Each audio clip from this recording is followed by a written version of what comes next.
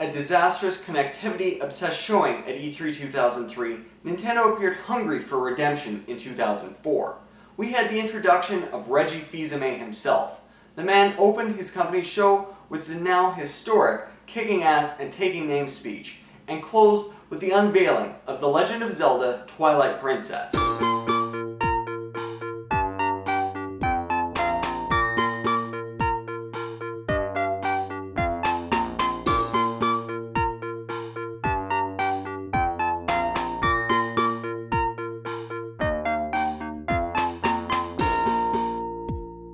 The Definitive 50, with their host, Noobs. The first glimpse of Twilight Princess garnered thunderous applause. It seemed fan prayers had been answered, and Nintendo would finally deliver the dream of a realistic Zelda. Fans would wait a long time for the game, however. Twilight Princess was delayed all the way to December 2006 so that a Wii port could be developed and actually released first. Link's wolfish adventure came some 2.5 years after its initial unveiling. Unfortunately, as is all too commonplace with modern Zeldas, Twilight Princess begins with an interminable introductory chapter that requires everything from bird calling and fishing to goat wrangling and target practice. It's all designed to get new players familiar with the game's controls and playstyle, but to anyone with Zelda experience, the whole thing can really drag. The game picks up when Link's village is attacked by monsters and its children are taken.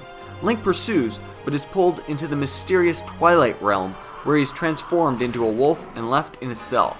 The now much furrier hero is rescued by a Twilight creature known as Midna, who demands Link do as she says in order to escape.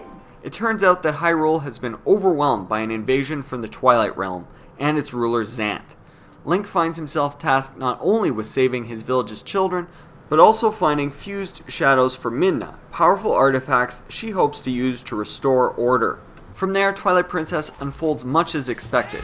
Link journeys across Hyrule, going from dungeon to dungeon, building up an arsenal of powerful items, beating down enormous bosses, and recovering magical items in a selfless and noble quest for the forces of good. The most noticeable changes in gameplay over previous Zelda games come from Link's frequent four-legged adventures.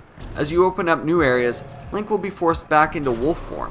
The only way to advance is to fight off groups of Twilight Realm creatures and hunt down tears of light, magical teardrops that rejuvenate local spirits of light and enable them to push away the Twilight. The game's dungeons demand special praise for being some of the smartest and most intuitive in all of Zelda. They're challenging and interesting, but not so large as to be overwhelming or confusing. Zelda fans often complain that the series is getting awfully predictable, and yes, Twilight Princess might be constructed in a familiar fashion, but it executes as well or better than any other Zelda game. It is differentiated by its focus on animals, darker tone, and greater attention to storytelling. Wolf Link portions are a welcome addition that are kept small enough to offer a change of pace without overwhelming or dragging down the rest of the game. Because of the way it was released, Twilight Princess is more commonly remembered as a Wii rather than a GameCube game. Far more people played it on that system, and it served as the introduction to motion controls for many. Still, the game's origins are with GameCube. Let me know what you think of Twilight Princess and the Definitive 50 in the comments section below. Don't forget to rate and subscribe. Check back next week for entry number 4 on the Definitive 50 GameCube games.